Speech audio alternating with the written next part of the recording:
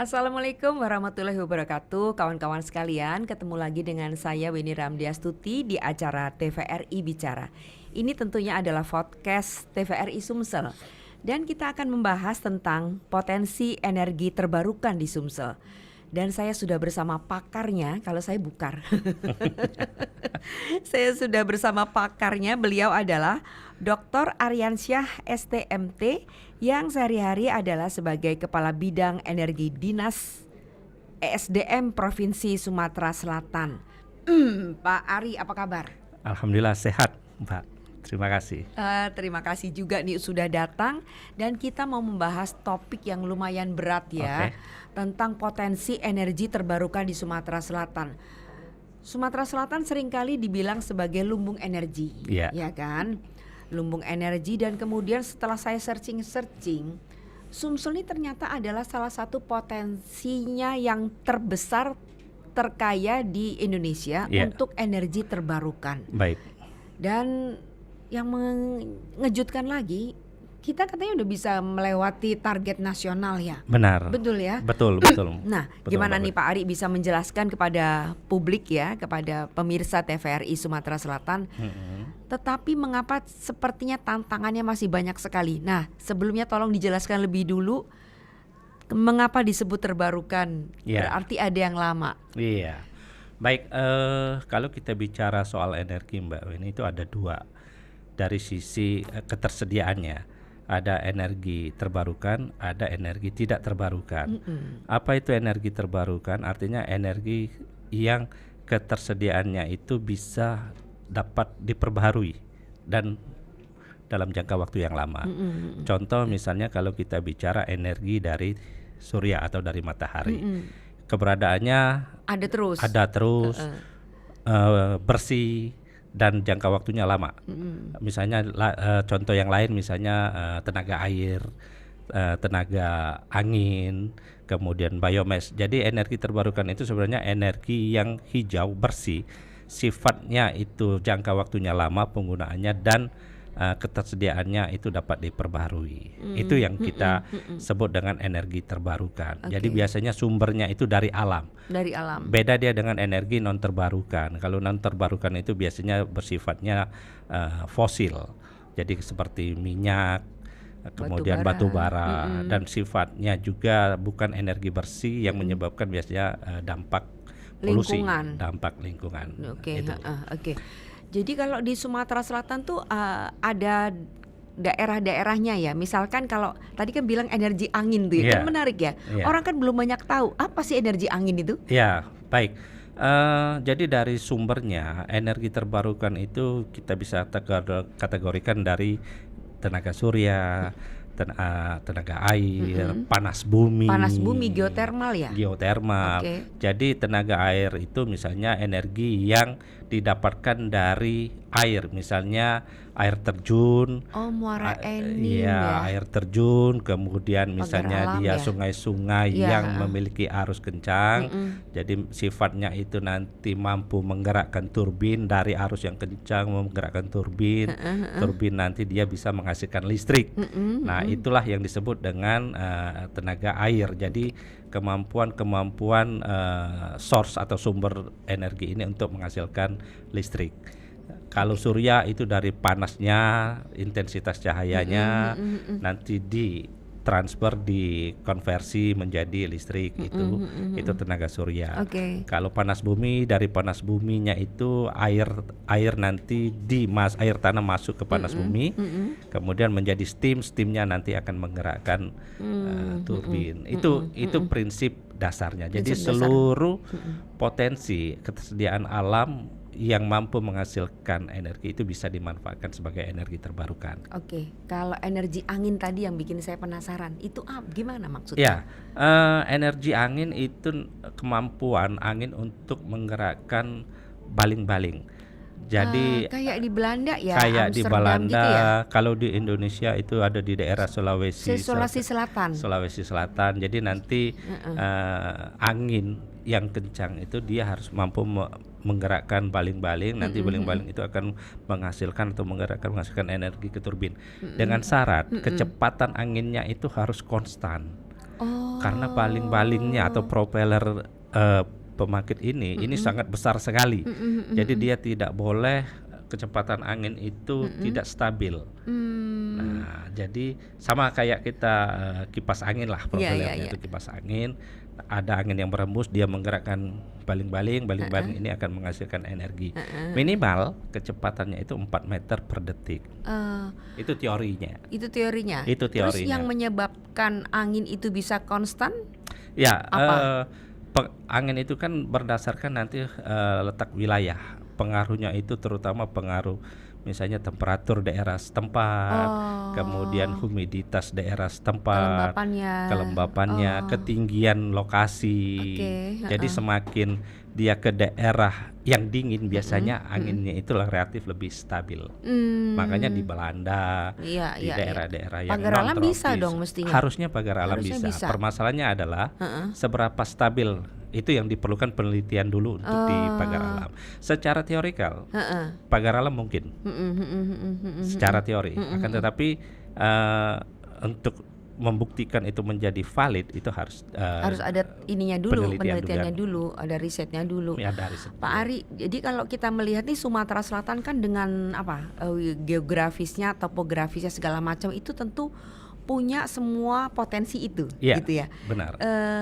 Bisa disebutin nggak apa aja yang udah ada di kita dan kemudian ketersediaan kita tuh estimasinya tuh berapa megawatt ya? Ya, baik.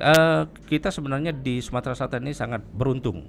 Provinsi yang memiliki kekayaan energi itu baik dari non fosil dengan yang fosil dan non fosil. Di seluruh kabupaten kota itu kita mempunyai sumber daya atau potensi untuk energi terbarukan. Potensi Sumsel itu sekitar 21.000 megawatt dari sumber energi terbarukan. Yang baru termanfaatkan baru 1.000 megawatt. Jadi bayangin. Jadi berapa persennya ya? Sekitar 4%. 4%. Sekitar 4%. Jadi masih banyak sebenarnya potensi-potensi yang harus digarap sehingga nanti ketahanan energi kita itu relatif stabil. Kita punya potensi misalnya masing-masing daerah dinas SDM dalam hal ini sudah memetakan potensi masing-masing. Misalnya kita punya tenaga geotermal itu di daerah dataran tinggi, biasanya daerah pegunungan, Lahat, Muara Enim, Oku Selatan itu mempunyai potensi yang panas bumi geotermal yang besar. Kemudian kita punya tenaga air di daerah-daerah yang memiliki airan atau kontur daerah dataran tinggi sehingga aliran air itu bisa menggerakkan kincir. Nah, kemudian kita seluruh wilayah di dalam Sumatera Selatan punya potensi untuk tenaga surya.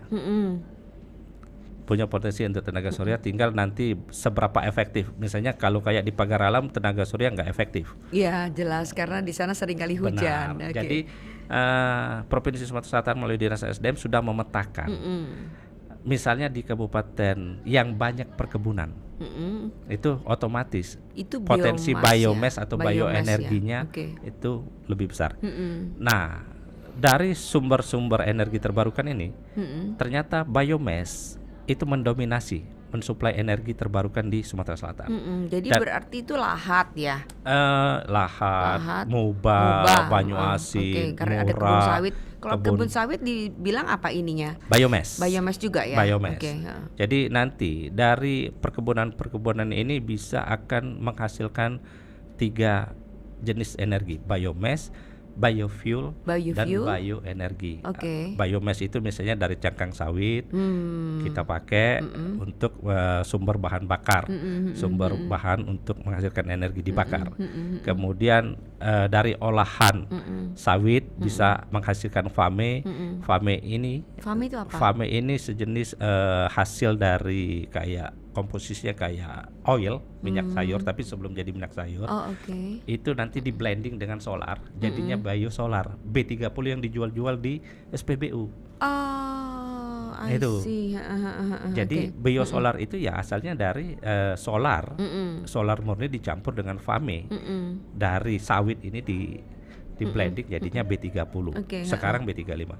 Kalau misalnya dia bioenergi misalnya dari limbah-limbah sawit, cangkang sawit itu nanti dia diproses, kemudian dia menghasilkan gas metan. Gas metan itu kalau kita ingat itu isinya sama kayak di LPG 3 kilo atau di jar gas.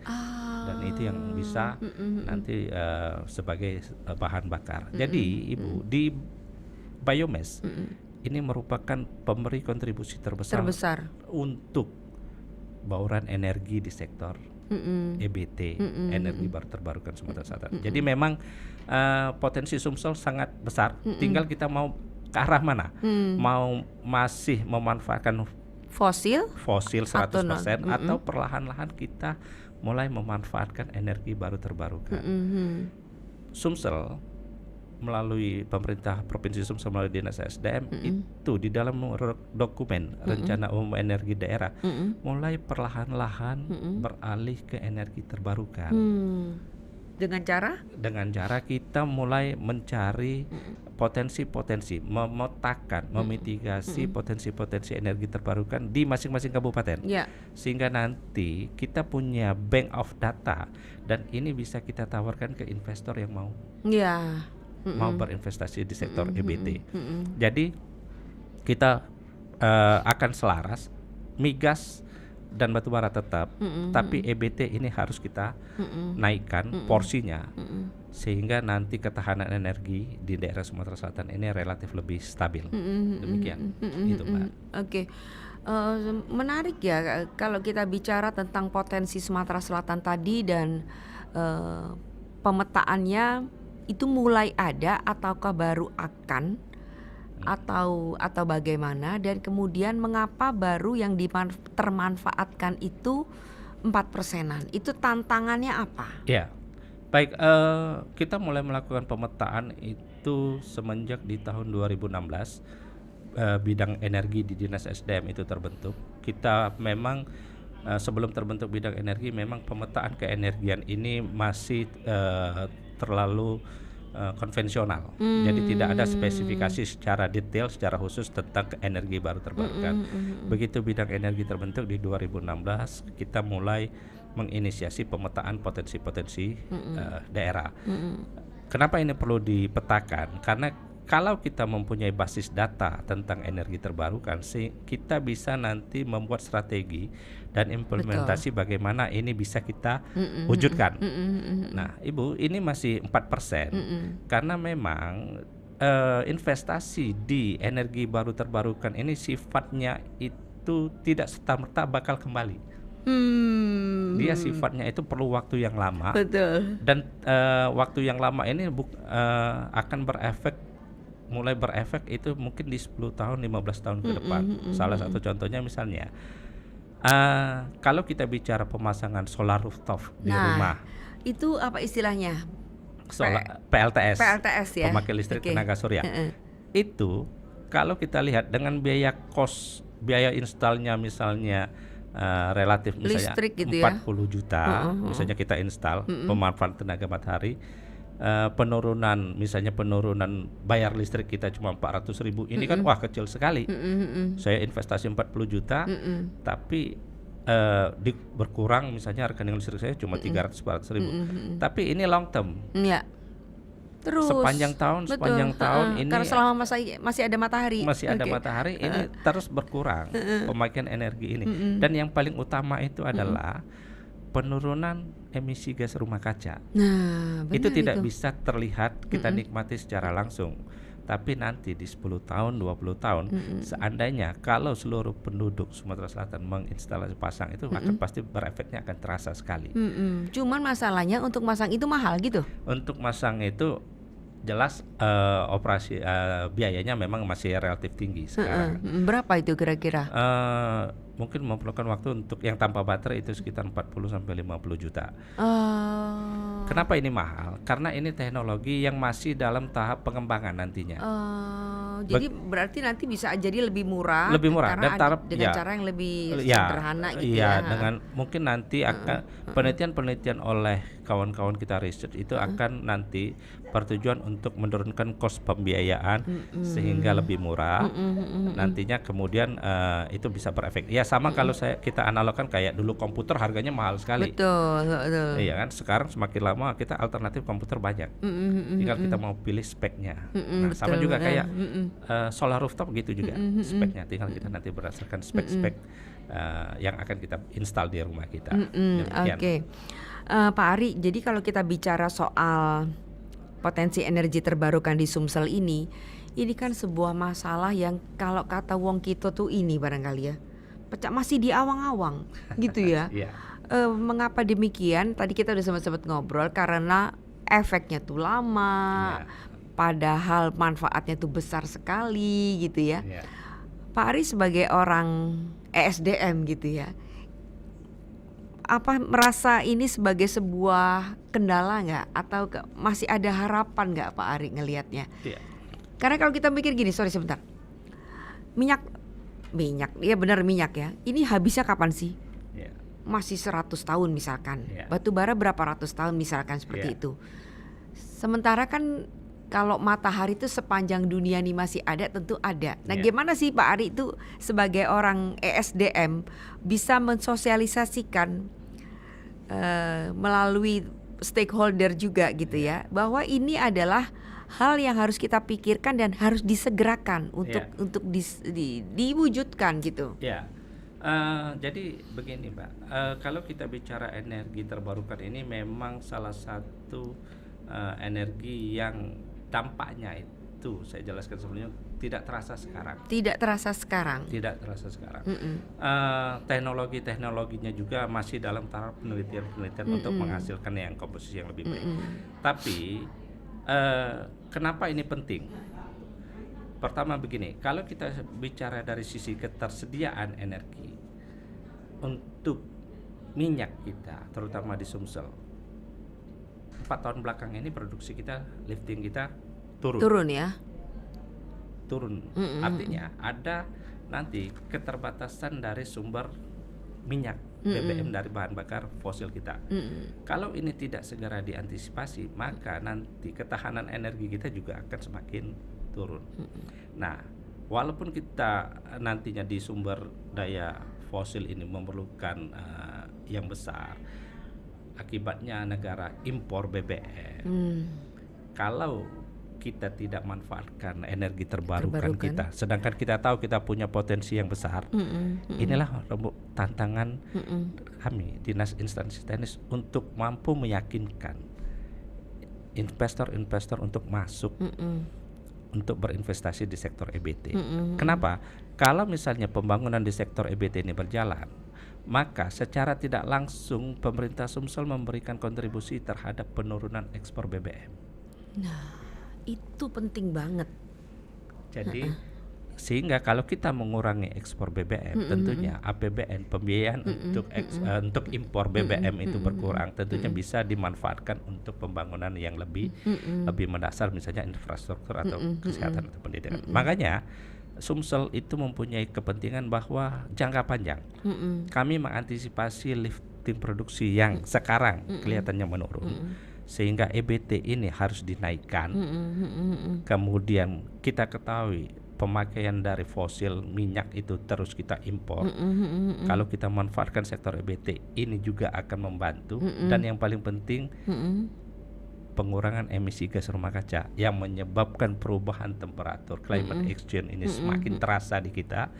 Kita sekarang tidak bisa lagi, kalau zaman kita dulu Mbak, berber itu pasti musim hujan. Betul. Kalau sekarang nggak karuan. Kalau sekarang kan nggak karu-karuan, nggak bisa ditebak. Pagi panas, tahu-tahu hujan. Sore hujan. Itu salah satu ciri perubahan cuaca yang tidak bisa terdeteksi karena efek gas rumah kaca. Nah, kalau kita tidak mengantisipasi ini, maka climate exchange ini akan menyebabkan perubahan cuaca yang semakin tidak terkontrol. Untuk itulah fungsinya EBT ini untuk menurunkan emisi gas rumah kaca. Dan sifatnya tidak sekarang, nanti 10 tahun, 20 tahun, generasi-generasi muda nanti yang merasakan efeknya. Tinggal kita pada pilihan, apakah kita tetap berkontribusi besar terhadap emisi gas rumah kaca atau kita berkontribusi untuk menurunkan emisi. Pilihan di Sumsel sih sebenarnya, karena kita punya sumber daya energi yang besar. Betul. Tapi kan dinas SDM itu tentu sebagai perpanjangan tangan gubernur gitu ya, kepala daerah, maka tentu bolanya nih ada pada right-nya, boleh dibilang seperti itu ya. Right-nya ada pada kepala daerah. Ya, ada pada kepala daerah. Sayangnya ini bukan bicara politik tentunya ya, karena Anda sebagai ASN kan nggak boleh. Nggak boleh. Cuman maksud saya gimana bisa mensosialisasikan ini? Tadi kan Anda udah bilang bahwa kita harus meyakinkan, meyakinkan bukan hanya kepada investor tapi juga kepada masyarakat bahwa ini masalah yang penting sekali. Nah, pertanyaan saya, bagaimana DPRD, ya kan, DPRD Sumsel tentunya dalam kaitan ini bisa misalkan menggodok peraturan-peraturan yang bisa mempercepat supaya EBT ini bisa berjalan gitu misalkan. Itu yang terkait dengan regulasi maksud saya. Kemudian bagaimana dengan karena zamannya adalah zaman sosial media gitu kan. ESDM sudah berupaya apa untuk itu? Jadi 2 poin itu aja. Baik. Dalam sosialisasi kita, kami menganut ada pemahaman Pentaholic stakeholder. Pemerintah, kemudian akademisi, media, NGO, lembaga dan perusahaan stakeholder. Pentahelix. Pentahelix ini harus sinergi, harus berjalan. Dinas SDM dalam rangka sosialisasi sudah memanfaatkan. Kita menjalin kerjasama misalnya dengan lembaga-lembaga NGO tentang transisi energi, misalnya seperti GIZ, ISR, itu masuk ke kampus-kampus, sosialisasi ke kampus-kampus tentang transisi energi, perlunya transisi energi. Media-media salah satunya seperti TVRI Podcast sekarang untuk ini, kemudian berbagai macam media kita menyuarakan bahwa kenapa transisi, sumber daya kita besar, ini harus dimanfaatkan. Kemudian kita dengan government sendiri, dengan pemerintah, dengan DPRD kita yang selama ini memang mensupport. Kami pada tahapan sekarang mengajukan itu Pergub energi hijau, pemanfaatan energi hijau. Jadi kami melalui Pergub nanti akan dibahas, Perda juga sudah akan memanfaatkan bahwa kantor-kantor pelayanan publik, kantor-kantor pemerintah harus mulai memakai tenaga surya tadi. Jadi melalui mekanisme regulasi. Tentunya kebijakan memang harus ditunjang, backbone-nya itu adalah regulasi atau peraturan, sehingga kami berdiri pada pondasi yang kuat dan tepat. Sehingga kebijakan kepala daerah itu nanti pada on the track yang akan kami implementasikan selaku instansi teknis. Nah, upaya-upaya ini yang terus kami lakukan. Sosialisasi ini yang kami lakukan. Masuk ke kampus, masuk ke kawan-kawan dari media, kemudian masuk ke kawan-kawan akademisi yang selama ini penelitiannya tidak tertampung, mungkin tidak terekspos, mulai kami ajak di dalam stakeholder transisi Pentahelix stakeholder kami. Nah, ini yang sekarang masif kami lakukan sekarang, Mbak. Oke. Dan sudah jalan ya, Kak? Sudah jalan. Sudah jalan. Kalau penggunaan sosial media, Instagramnya SDM ada? Ada. Instagram kita ada. Bisa kita cek ya? Boleh. Apa namanya ya? DSDM ya. DSDM Sumsel. DSDM. DSDM, tunggu dulu ya. Teman-teman sabar ya, kita coba mau lihat sama-sama ya. DSDM Sumsel. DSDM Sumsel. Iya, IG-nya itu. IG-nya. DSDM Sumsel Prof. Oh, Sumsel Prof. Iya. DS ya? Iya, DSDM _Sumsel Prof. Ini saya nggak ketemu ya, punya Pak Ari, lihat deh. DSDM apa? Sorry, ada kayaknya, tunggu dulu. Ada DSDM Sumsel. Tadi DSDM Sumsel. DSDM Sumsel, nyambung ya? Nyambung. D-nya besar nggak ya? Nggak ngaruh cuma kalau Nggak di ngaruh kan, searching, iya, nggak heeh. ngaruh. DSDM Sumsel Bisa ada saya lihat punya Pak Ari aja mungkin? di Oh, ada di HP. di HP ya, nggak bawa sini ya. Iya. Oke, nanti saya lihat deh. Ada. Cuman maksud saya bagaimana itu bisa tersosialisasi dengan baik gitu. Yang barusan kita obrolin ini kan nggak berat-berat amat ya, Iya. Mbak Ria. Itu bisa merasuk boleh dibilang ke anak-anak muda ya. Jadi anak-anak muda bisa jadi agen juga tentang potensi energi terbarukan Benar. ini gitu. Justru anak-anak muda inilah yang menjadi target utama kita di dalam melakukan perubahan tentang keenergian kita. Betul. Mereka lah nanti yang akan menggantikan kita untuk membuat kebijakan di sektor keenergian. Jadi permasalahannya sekarang anak-anak muda kita ini terbuai dengan Sumsel itu daerah yang kaya akan migas. Betul. Kita mulai dari SMP, SMA itu kita sudah Sumsel Dicekoki ini, gitu ya boleh dicekokin dibilang. bahwa Sumsel ini merupakan daerah penghasil migas yang terbesar.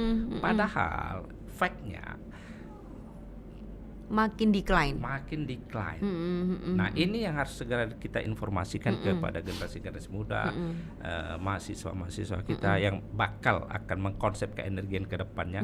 Ini loh, kita produksi migas kita, lifting kita decline, tapi kita punya potensi di sektor energi terbarukan yang besar. Ayo sekarang anak-anak muda kita mulai beralih perlahan-lahan ke EBT. Itu dibikin berupa apa? Lomba-lomba kah Ya. atau apa gitu misalkan? Ya, biasanya kita pertama itu melakukan FGD dengan anak-anak. Cuma sekarang FBD nggak boleh lagi sama Pak Nggak Prabowo. boleh lagi. Justru karena tidak boleh lagi, kita memanfaatkan lembaga NGO ini yang mendapatkan pembiayaan dari luar untuk mengadakan FGD ini, masuk ke kampus, kemudian mengadakan lomba misalnya pembuatan karya ilmiah, tulisan ilmiah tentang keenergi terbarukan. Kemudian kita juga mengirim ataupun mengajak anak-anak muda ini ke pembangkit EBT. Salah satunya contohnya kita mengajak mahasiswa-mahasiswa melihat langsung bagaimana tenaga air itu menjadi listrik. Salah satunya di Green Lahat. Kemudian kita yang tahun kemarin mengajak anak-anak Politeknik Akamigas. Itu langsung melihat mekanisme proses geotermal itu bagaimana. Ternyata beda sekali. Kalau misalnya di kilang itu panas, kalau di geotermal dingin karena dia. Jadi sebenarnya mulai mereka tertarik untuk kalau gitu enak kerja di geotermal Pak, tempatnya dingin, sejuk. Nah, pemahaman begitu yang kami poles untuk merubah doktrin bahwa Sumsel ini hanya migas punya dan fosil. batu bara. Kita punya EBT yang luar biasa besar sekali. Makanya kami selalu media melalui Instagram kami, melalui web kami, Facebook kami juga ada masif kami. Kami juga turut mengajak lembaga-lembaga media untuk bekerja sama dengan kami untuk mensosialisasikan hal-hal yang menunjang transisi energi ini terjadi. Oke. Pak Ari, sayang sekali ya waktunya terbatas nih. Coba tolong Pak Ari kasih highlight lah semacam itu ya, terutama bagaimana potensi energi terbarukan di Sumsel ini betul-betul menjadi concern kita bersama dan melibatkan stakeholder dan juga anak-anak muda. Silakan Pak Ari, kamera Anda di situ. Ya, baik. Sumatera Selatan merupakan daerah lumbung energi yang mempunyai kekayaan energi baik itu dari fosil maupun dari energi terbarukan.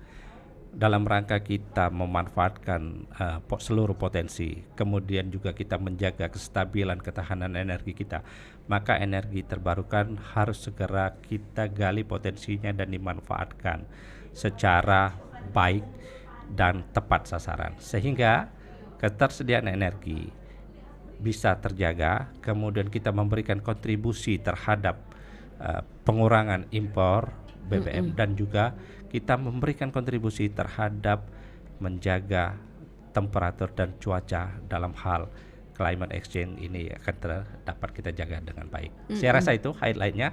Dinas SDM tetap akan berkonsentrasi selaku instansi teknis mencapai bauran energi yang sudah di atas target nasional dan itu akan tetap kami jaga.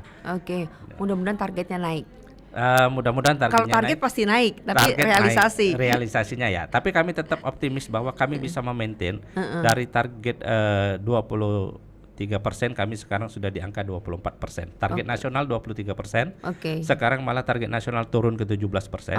Tapi kami tetap maintain di angka 23 Betul. sampai 24%. Karena kalau target itu nggak ada istilah turun. Nggak ada turun. Oke. Oh, itu dia.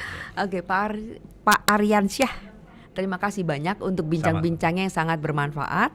Semoga kita ketemu lagi dalam pembicaraan yang nggak kalah seru. Siap. Karena teman-teman sekalian, memang potensi energi terbarukan di Sumatera Selatan itu luar biasa kaya. Kita sama-sama harus sadar bahwa ini sama-sama harus kita sosialisasikan. Yang akan menikmati nanti 10 anak cucu kita, boleh dibilang seperti 10 sampai 20 tahun ke depan. Sesuatu hal yang sangat bermanfaat, lama memang perlu kesabaran dan perlu kita ejokan terus. Ya, oke Pak Ari, terima kasih banyak. Sampai ketemu lagi, sampai ketemu lagi teman-teman sekalian. Terima kasih semua. Oke, kita